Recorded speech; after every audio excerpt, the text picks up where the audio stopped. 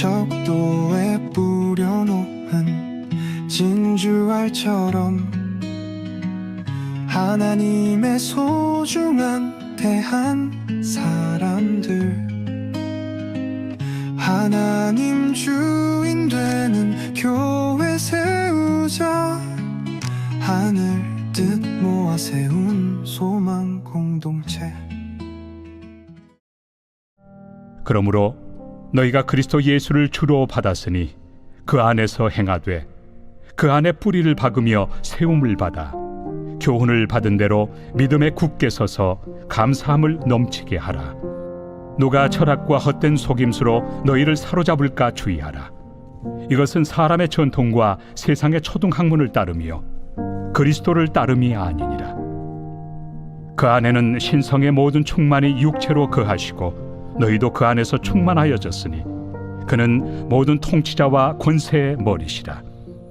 또 그 안에서 너희가 손으로 하지 아니한 할례를 받았으니 곧 육의 몸을 벗는 것이요 그리스도의 할례니라. 너희가 세례로 그리스도와 함께 장사되고 또 죽은 자들 가운데서 그를 일으키신 하나님의 역사를 믿음으로 말미암아 그 안에서 함께 일으키심을 받았느니라. 또 범죄와 육체의 무할례로 죽었던 너희를 하나님이 그와 함께 살리시고 우리의 모든 죄를 사하시고 우리를 거스르고 불리하게 하는 법조문으로 쓴 증서를 지우시고 제하여 버리사 십자가에 못 박으시고 통치자들과 권세들을 무력하여 드러내어 구경거리로 삼으시고 십자가로 그들을 이기셨느니라.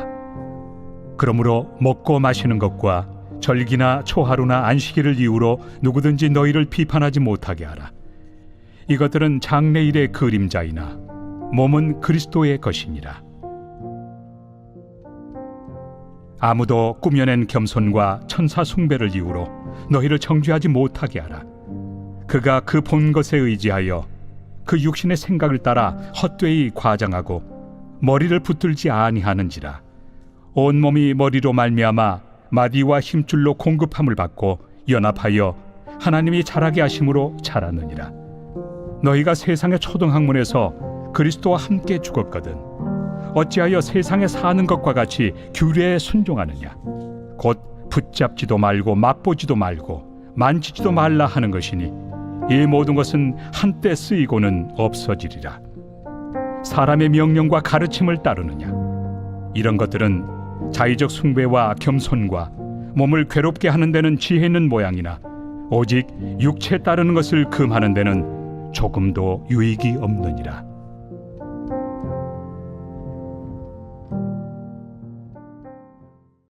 샬롬, 반갑습니다. 오늘은 내부에서 외부로 라는 제목으로 함께 하나님의 말씀 나누겠습니다. 사랑하는 성도 여러분, 사람들은 겉으로 보이는 모습으로 판단합니다.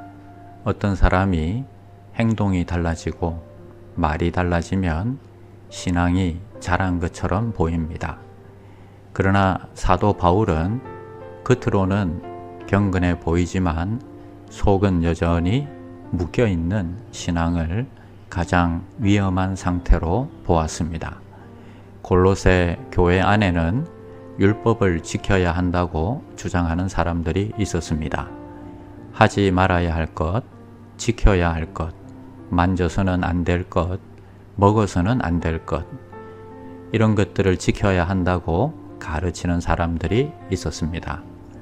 바울은 이것을 단호하게 말합니다. 16절에 그러므로 먹고 마시는 것과 절기나 초하루 안식일을 이유로 누구든지 너희를 비판하지 못하게 하라. 왜 그렇습니까? 그 이유는 분명합니다. 거룩함은 외부에서 내부로 들어오는 것이 아니라 내부에서 외부로 흘러나오는 것이기 때문입니다. 율법주의는 겉모습을 바꾸려 하지만 복음은 마음을 새롭게 하십니다. 에스겔 36장에서 하나님은 이렇게 말씀하셨습니다. 내가 너희에게 새 마음을 주고 새 영을 너희 속에 두겠다. 하나님은 먼저 행동을 고치라고 하지 않으셨습니다. 먼저 마음을 바꾸겠다고 하셨습니다. 이것이 바로 에베소서 2장의 복음입니다. 바울은 말합니다. 너희가 그 은혜에 의하여 믿음으로 말미암아 구원을 받았으니 이것은 너희에게서 난 것이 아니요 하나님의 선물이라. 신앙은 선물입니다. 노력의 결과가 아닙니다. 훈련의 보상이 아닙니다. 우리는 종종 이렇게 생각합니다. 이만큼 했으니 하나님이 기뻐하시겠지. 저 사람은 저 정도밖에 안 되니까 부족하지. 그러나 그 순간 우리는 은혜에서 내려와 율법의 자리로 돌아가고 있는 것입니다. 율법주의의 가장 무서운 점은 남의 모습은 잘 보이는데 내 안의 모습은 보이지 않는다는 것입니다. 우리는 하나님의 기준이 아니라 자기 기준으로 다른 사람을 판단하면서 자기 자신은 늘 예외로 둡니다. 그러나 복음은 말합니다. 너는 이미 죽었고 그리스도와 함께 다시 살았다. 그러므로 이제 무엇을 하느냐가 아니라 누구 안에 있느냐가 중요하다. 바울은 골로새서 2장 6절에서 이렇게 말합니다. 그러므로 너희가 그리스도 예수를 주로 받았으니 그 안에서 행하라.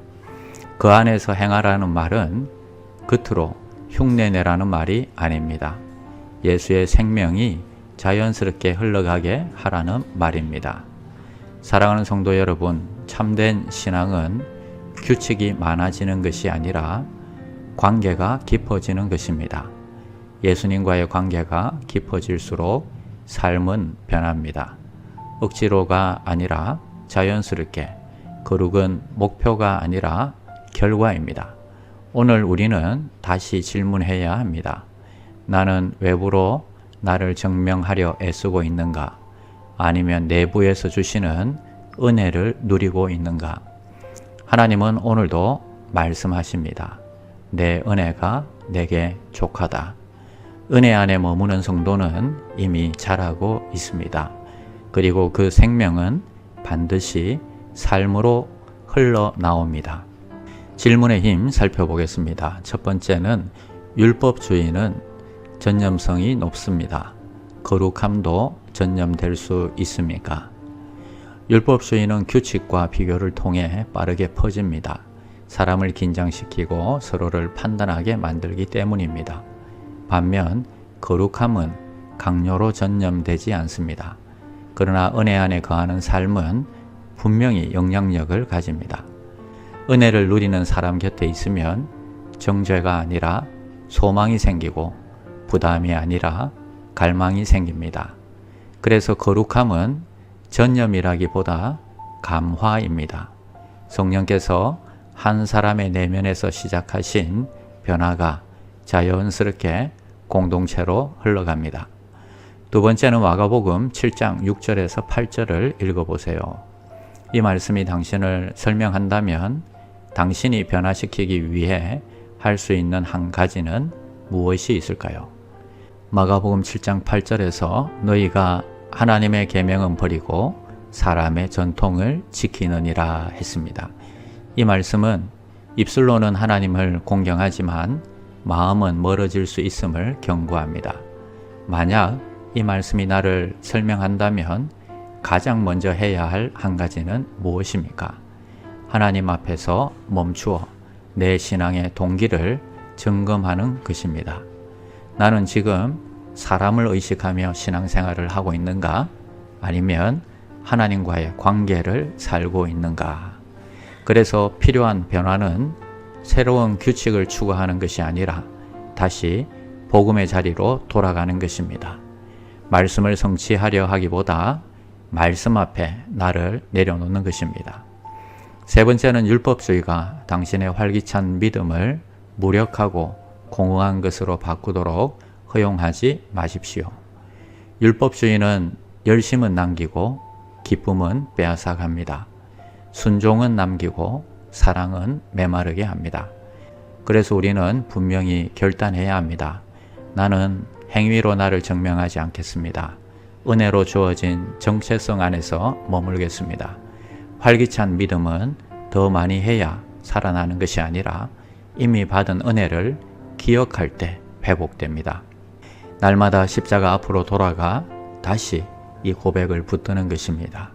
나는 하나님의 선물로 살고 있습니다. 그 은혜가 오늘도 나를 살리고 있습니다. 기도하겠습니다.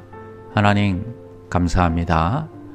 우리가 행위로 자신을 증명하려는 마음을 내려놓게 하시고 복음 안에 머물며 새 마음으로 살아가게 하여 주시옵소서.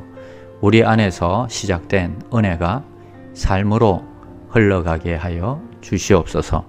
예수님의 이름으로 기도드립니다. 아멘. 나는 죽었습니다.